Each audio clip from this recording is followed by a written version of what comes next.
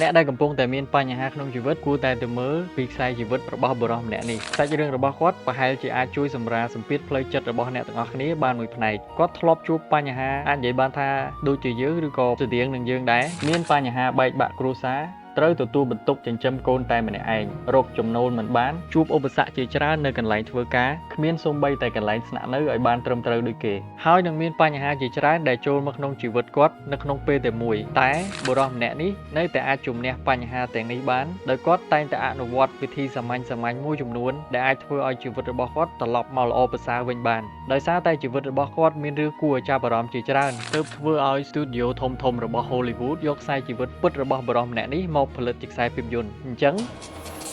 រឿងដែលយើងបានមើលពេលខ្លះវាអាចលើសពីការកម្សាន្តស្វាគមន៍អ្នកទាំងអស់គ្នាមកកាន់ទំព័រភាពយន្តបាទសួស្តីអ្នកទាំងអស់គ្នាបរិសម្នាក់ដែលខ្ញុំបានបង្ហាញនៅខាងដើមវីដេអូគាត់គឺឈ្មោះ Chris Gardner ហើយបន្ទាប់ពីឆ្លងកាត់ជីវិតដ៏ជូរចត់កំសត់កម្ររបស់គាត់បច្ចុប្បន្នគាត់មានជីវិតដ៏ល្អប្រសើរអាចនិយាយបានថាគាត់ជាអ្នកមានស្ដុកស្ដំម្នាក់នៅសហរដ្ឋអាមេរិកបាទហើយនៅក្នុងរឿងអ្នកដែលសម្ដែងជាតួអង្គរបស់គាត់គឺជាតារាសម្ដែង Will Smith រឿងនេះមានចំណងជើងថា The Pursuit of Happiness ដែលបកប្រែជាភាសាខ្មែរតាម Google Translate គឺមានន័យថាការស្វែងរកសុភមង្គលរឿងនេះចេញនៅក្នុងឆ្នាំ2006និពន្ធដោយលោក Steven Conrad និងដឹកនាំរឿងដោយលោក Gabriele Mussino គាត់ជាជនជាតិអ៊ីតាលីសាច់រឿងមួយនេះគឺមានអត្ថន័យជ្រាលជ្រៅមែនទែនជាពិសេសលើកទឹកចិត្តដល់អ្នកដែលគាត់កំពុងតែមានបញ្ហាក្នុងជីវិតកុំឲ្យគាត់បោះបង់ខ្លួនឯងចោលនិងបង្កប់ពីរូបមន្តសាមញ្ញៗរបស់ Chris នៅក្នុងការផ្លាស់ប្ដូរជីវិតពីលំបាកមកល្អប្រសើរឡើងវិញអញ្ចឹងកុំឲ្យខាតពេលយើងទៅមើលពីគំនិតបង្កប់របស់អ្នកនិពន្ធនៅក្នុងរឿងនេះទាំងអស់គ្នាអញ្ចឹងដំបូងយើងចាប់ផ្ដើមពីចំណុចទី5ទៅគឺឆន្ទៈជំនះឧបសគ្គតស៊ូមិនបោះបង់នៅដើមរឿងយើងឃើញថា Chris គាត់មានអាជីវកម្មផ្ទាល់ខ្លួនមួយគឺគាត់លក់ម៉ាស៊ីន scan ឆ្អឹងហើយអតិថិជនគោលដៅរបស់គាត់ជាម្ចាស់ clinic និងតាមមន្ទីរពេទ្យប៉ុន្តែគាត់មានបញ្ហានៅក្នុងមុខរបររបស់គាត់ដោយសារតែម៉ាស៊ីន scan នេះគឺមានតម្លៃថ្លៃធ្វើឲ្យគាត់ពិបាកលក់មែនទែនគាត់ព្យាយាមយួរម៉ាស៊ីន scan ដែលមានទម្ងន់ធ្ងន់របស់គាត់នេះដើរលក់ពីមួយកន្លែងទៅមួយកន្លែងពីព្រឹកទល់ព្រលប់ពីមួយថ្ងៃទៅមួយថ្ងៃគឺអត់មានអ្នកទិញម៉ាស៊ីនគាត់ទេបាទទោះបីជាកន្លែងនេះចង់បង្ហាញពីការវិនិយោគខុសពេលវេលាក៏ដោយប៉ុន្តែ Chris នៅតែតស៊ូមិនបោះបង់នៅអ្វីដែលគាត់បានធ្វើនោះទេហើយយូរម្ដងអ្វីដែលគាត់បានធ្វើនេះបានផ្ដល់ផលមកឲ្យគាត់វិញដែរគឺម្ដងម្កាលគាត់អាចលក់ម៉ាស៊ីន scan របស់គាត់នេះបានប្រាក់ចំណូលមកដើម្បីដោះទាល់បានមួយគ្រាផងដែរបាទអ្នកទាំងអស់គ្នាមកដល់កន្លែងនេះយើងឃើញហើយថា Chris គឺគាត់មានឆន្ទៈជំនះឧបសគ្គតស៊ូនិងមិនបោះបង់មិនថាមានរឿងអីកើតឡើងក៏ដោយហើយដោយសារតែគាត់នៅតែបន្តដើរនៅលើផ្លូវដែលគាត់បានជ្រើសរើសជាមួយនឹងឆន្ទៈរបស់គាត់ទាំងអស់នេះហើយទើបធ្វើឲ្យគាត់បានជួបជាមួយនឹងការងារមួយដែលចៃដន្យហើយការងារមួយនេះគឺបានផ្លាស់ប្ដូរជីវិតរបស់គាត់ទាំងស្រុងអ្នកទាំងអស់គ្នាបើសិនជាគណៈពេលនេះអ្នកទាំងអស់គ្នាកំពុងតែមានបញ្ហាសូមឲ្យអ្នកទាំងអស់គ្នានៅតែបន្តមានឆន្ទៈជំនះឧបសគ្គហើយតស៊ូកុំបោះបង់ខ្លួនឯងនិងកុំបោះបង់ការងារដែលខ្លួនឯងបានធ្វើថាមិនត្រូវមើលមិនឃើញអ្វីដែលយើងបានខិតខំនៅថ្ងៃនេះអាចរុញច្រានឲ្យយើងទៅជួបរឿងល្អៗដែលយើងនឹកស្មានមិនដល់នៅថ្ងៃខាងមុខក៏អាចថាបានបាទហើយចំណុចបន្ទាប់មកទៀតគឺចំណុចទី4ហ៊ានបង្កើតឱកាសឲ្យខ្លួនឯងនៅក្នុងរឿងយើងឃើញ Chris ហ៊ានបង្កើតឱកាសឲ្យខ្លួនឯងច្រើនដងដែរហើយដោយសារតែភាពក្លាហាននេះហើយទើបធ្វើឲ្យជីវិតរបស់គាត់ចាប់ផ្ដើមផ្លាស់ប្ដូរចង់ដឹងថាគាត់អាចបង្កើតបានដោយរបៀបណាខ្លះទៅមើលទាំងអស់គ្នាខ្ញុំនឹងលើកយកឱកាស3ដងដែល Chris រៀបនឹងបាត់បង់ប៉ុន្តែគាត់ក្លាហានហ៊ានស្រោចស្រង់មកវិញបានលើកទី1នៅពេលដែលគាត់ចាប់អារម្មណ៍ធ្វើការជា stock broker នៅក្នុងក្រុមហ៊ុនដ៏ធំមួយគាត់ក៏សម្រេចចិត្តរៀបចំដាក់ពាក្យសុំចូលធ្វើការហើយគាត់ក៏បានជួបជាមួយនឹងតួអង្គម្នាក់នេះគាត់គឺជាប្រធានរដ្ឋបាលគាត់ឈ្មោះថាជេបាទហើយជេក៏បានទទួលយកពាក្យសុំចូលធ្វើការរបស់គាត់ហើយដើរចូលទៅធ្វើការបាត់ទៅមួយរយៈក្រោយមក Chris បានជួបជាមួយជេម្ដងទៀតនិយាយគ្នាទៅទើបដឹងថាតាមពិតទៅជេគាត់បានភ្លេច CV ដែល Chris បានដាក់កាលពីលើកមុនបាត់ទៅហើយដោយសារតែគាត់ប្រញាប់ឡើងតាក់ស៊ីទៅធ្វើការងារគាត់ក៏បានបាក់និយាយជាមួយ Chris ត្រឹមនេះហើយស្រូតទៅឡើងឡានតាក់ស៊ីទៅប៉ុន្តែពេលនោះ Chris គាត់បាននឹកឃើញគំនិតមួយគឺគាត់បានសុំជិះតាក់ស៊ី share គ្នាជាមួយនឹងជេដើម្បីបានមានឱកាសជួបនិយាយការងារជាមួយជេដោយលើកហេតុផលថាគាត់ត្រូវទៅផ្លូវជាមួយជេដែរជេក៏យល់ព្រមឲ្យគាត់ជិះតាក់ស៊ីជាមួយបាទនៅក្នុងឡានយើងឃើញ Chris គាត់ព្យាយាមនិយាយបញ្ចុះបញ្ចូលខ្លាំងមែនទែនហើយបូករួមជាមួយនឹងជំនាញនៅក្នុងការលេង Rubik's Cube របស់គាត់ធ្វើឲ្យជេចាប់អារម្មណ៍គាត់ក្រោយមកជេក៏បាន call មកគាត់និងណាត់ពីពេលវេលាសម្ភាសន៍ជាមួយនឹង Chris បាទនេះគឺជាឱកាសទី1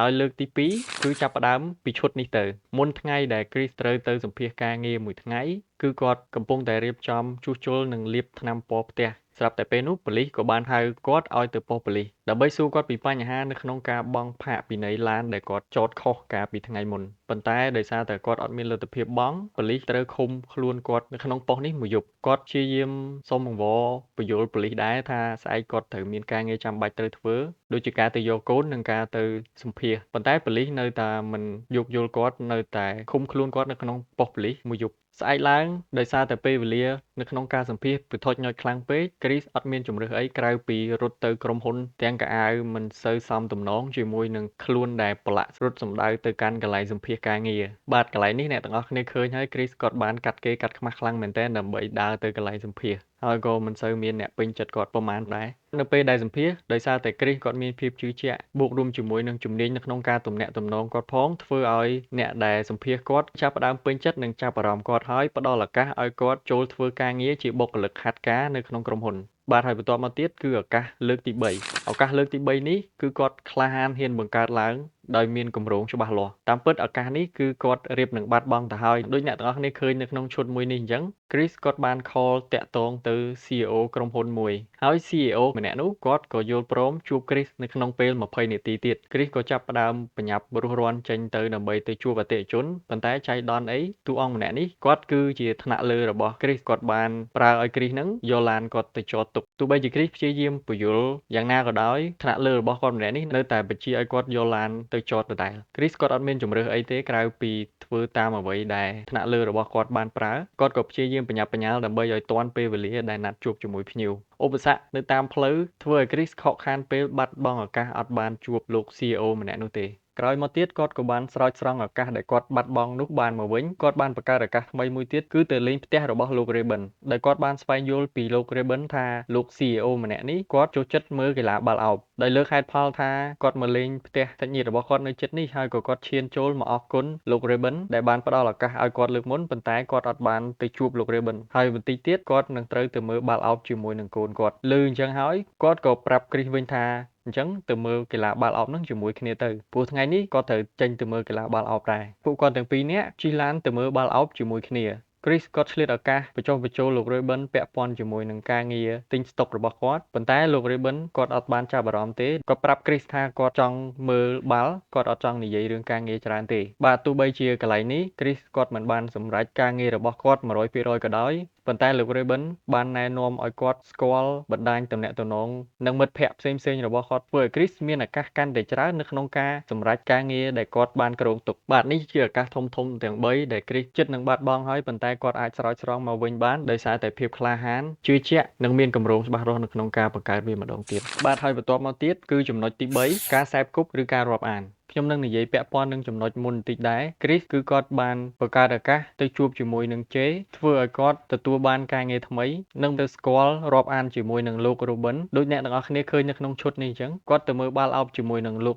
Robin បានណែនាំមិត្តភ័ក្តិរបស់គាត់ផ្សេងៗមកឲ្យ Chris ស្គាល់ហើយក្រោយមកទៀតបណ្ដាញរបស់លោក Raven នេះហើយគឺជាអតិថិជនរបស់ Chris ធ្វើឲ្យ Chris សម្រេចការងាររបស់គាត់បានច្រើនតាមរយៈលោក Raven នេះឯងបន្ទាប់មកទៀតចំណុចទី2ជឿជាក់លើក្តីសម័យខ្លួនឯងកុំជឿលើសម្ដីរបស់អ្នកដទៃបាទនៅក្នុងឈុតមួយនេះយើងឃើញថា Chris ជាមួយនឹងកូនរបស់គាត់កំពុងតែលេងបាល់បោះពេលនោះកូនរបស់គាត់បាននិយាយទៅកាន់គាត់ថាគេចង់ក្លាយទៅជាកំពូលកីឡាបាល់បោះម្នាក់ Chris ឮបែបនេះហើយក៏និយាយទៅកាន់កូនគាត់ថាពីក្មេងគាត់ធ្លាប់គិតបែបនេះដែរប៉ុន្តែគាត់មិនដែលធ្វើវាបានជោគជ័យនោះទេអញ្ចឹងចង់ឲ្យ Christopher ដែលជាកូនរបស់គាត់នឹងកុំគិតអីខ្ពស់ខ្លាំងពេកឲ្យគិតអីឲ្យទាបជាងនេះបន្តិចទៅឮឪពុកនិយាយបែបនេះហើយកូនប្រុសក៏បានទម្លាក់ទឹកមុខចុះ Chris ដែលជាឪពុកយល់ពីចិត្តកូនរបស់គាត់ក៏បានពន្យល់ប្រាប់កូនរបស់គាត់ថាមិនត្រូវឲ្យអ្នកណាម្នាក់បំបាក់ទឹកចិត្តគេបានទេទោះបីជាម្នាក់នោះជាអ្នកណាក៏ដោយសូម្បីម្នាក់នោះជាឪពុករបស់គេក៏ដោយក៏មិនត្រូវឲ្យសម្ដីទាំងអស់នោះមកបំបាក់ទឹកចិត្តគេបានដែរគេត្រូវតែជឿជាក់លើខ្លួនឯងទៅសម្រេចអ្វីដែលខ្លួនឯងសម័យចង់បានទៅធ្វើអ្វីដែលខ្លួនឯងចង់ធ្វើបាទនៅក្នុងឈុតនេះគាត់មិនត្រឹមតែនិយាយបដៅកូនគាត់ទេគាត់ក៏កំពុងតែនិយាយលើកទឹកចិត្តខ្លួនឯងផងដែរបាទហើយចំណុចបន្ទាប់មកទៀតគឺចំណុចទី1វិនិយោគលើការសិក្សាខ្ញុំសូមបញ្ជាក់បន្តិចដែរកន្លែងនេះគឺសិក្សាជំនាញនៅក្នុងរឿងយើងឃើញថា Chris គាត់គ្មានលុយនៅក្នុងការវិនិយោគលើការសិក្សាទេប៉ុន្តែមានឱកាសមួយទៅធ្វើជាបុគ្គលិកហាត់ការដែលរៀនពីជំនាញដោយមិនចំណាយលុយប៉ុន្តែគាត់ត្រូវវិនិយោគពេលវេលារបស់គាត់ទៅរៀនជំនាញមួយនេះ ទោះបីជាគាត់មិនសូវមានពេលគ្រប់គ្រាន់ប៉ុន្តែគាត់នៅតែឆ្លៀតរហូតដល់ជំនាញមួយនេះហុចផលមកឲ្យគាត់វិញគឺគាត់អាចជោគជ័យជាប់ជាបុគ្គលិកពេញសិទ្ធនៅក្នុងក្រុមហ៊ុនបាទអញ្ចឹងលើកទឹកចិត្តឲ្យអ្នកទាំងអស់គ្នាកុំបោះបង់ការវិនិយោគលើការសិក្សាអីត្រង់កន្លែងនេះក៏បានបញ្ជាក់មុនដែរថាមិនមែនតតែយើងមានលុយទើបយើងអាចវិនិយោគលើការសិក្សាទេហើយការសិក្សាទាំងអស់នោះគួរតែជាការសិក្សាជំនាញបើសិនជាយើងនៅក្នុងស្ថានភាពដូចគ្រីសខ្ញុំគិតថាធ្វើបែបនេះគឺល្អសិក្សាជំនាញដែលផ្ដល់ផលប្រយោជន៍ឲ្យយើងវិញនៅក្នុងពេលខ្លីបាទអញ្ចឹងមកដល់ចំណុចចុងក្រោយខ្ញុំនឹងសរុបសេចក្តីទាំងអស់នៅក្នុងរឿងតាមអ្វីដែលខ្ញុំបានយល់ឃើញហើយចំណុចមួយនេះគឺជាចំណុចដែលគួរឲ្យចាប់អារម្មណ៍ខ្លាំងដែរនៅក្នុងរឿងគឺរសជាតិទឹកភ្នែកដែលកើតចេញពីការខិតខំខ្ញុំនឹងសរុបសេចក្តីទាំងអស់ដាក់ចូលមកក្នុងកន្លែងនេះបើសិនជាយើងកំពុងតែនៅក្នុងស្ថានភាពដែលលំបាកសូមបន្តជំនះឧបសគ្គដែលចូលមកក្នុងជីវិតយើងតស៊ូហើយកុំបោះបង់ខ្លួនឯងកុំបោះបង់នៅអ្វីដែលខ្លួនឯងកំពុងតែធ្វើហ៊ានបង្កើតឱកាសឲ្យខ្លួនឯងទៅធ្វើរឿងផ្សេងឬក៏ទៅសែបគប់ជាមួយនឹងមនុស្សដែលអាចផ្ដល់ឱកាសថ្មីឲ្យយើងបានហើយនៅតែបន្តជឿជាក់លើខ្លួនឯងកុំខ្វល់ពីពាក្យសម្ដីអ្នកដទៃនិងនៅតែបន្តវិនិយោគលើការសិក្សាជំនាញដែលផ្ដល់ផលប្រយោជន៍ឲ្យយើងនៅក្នុងរយៈពេលខ្លីបាទហើយរឿងទាំងអស់នេះហើយដែលគ្រីសគាត់បានឆ្លងកាត់ធ្វើឲ្យនៅចុងសាច់រឿងគាត់ទទួលបានកាដូដ៏ធំមួយគឺទឹកភ្នែកដែលពោរពេញដោយក្តីសុខនិងសុភមង្គលដែលកើតចេញពីការខំប្រឹងដោយដៃទាំងគូរបស់គាត់អញ្ចឹងជាចុងក្រោយជូនពរឲ្យយើងទាំងអស់គ្នាមិនថាអ្នកមើលមិនថា admin ផ្ទាល់ទេសូមឲ្យឆាប់ទទួលបានកាដូដ៏ធំមួយនេះទាំងអស់គ្នាបានស្គាល់ជាក់ច្បាស់ពីរសជាតិទឹកភ្នែកដែលកើតចេញពីការខិតខំរបស់យើងថារសជាតិបែបណាបាទអ្នកទាំងអស់គ្នាខ្ញុំមានតែប៉ុណ្្នឹងនៅក្នុងរឿងអាចមានចំណុចផ្សេងទៀតអាស្រ័យទៅលើការយល់ឃើញរបស់អ្នកទាំងអស់គ្នាហើយបើអ្នកទាំងអស់គ្នាអត់ទាន់បានមើលរឿងនេះទេខ្ញុំណែនាំឲ្យអ្នកទាំងអស់គ្នាទៅមើលរឿងពេញនៅតាម website ឬក៏មើលបងប្អូនយើងមួយចំនួនដែលគាត់បានសម្រាយរឿងនៅក្នុង channel សម្រាយរឿងដើម្បីទទួលបានបទពិសោធន៍ពេញលេញនៅក្នុងរឿងមួយនេះបាទ admin បញ្ជាក់ហើយបញ្ជាក់ទៀត admin មិនមែនជាអ្នកចេះដឹងនៅក្នុងវិស័យនេះអីទេគ្រាន់តែជាអ្នកចូលចិត្តមើលកុនហើយយល់អ្វីដែលខ្លួនឯងបានមើលក៏ធ្វើការចែករំលែកទៅកាន់អ្នកទាំងអស់គ្នាទុកគ្រាន់ស្ដាប់កំសាន្តបាទអរគុណអ្នកទាំងអស់គ្នាសម្រាប់ការតាមដានវីដេអូមួយនេះកុំភ្លេចជួយ like និង subscribe channel admin ម្នាក់មួយផងអរគុណជម្រាបលាបាយបាយ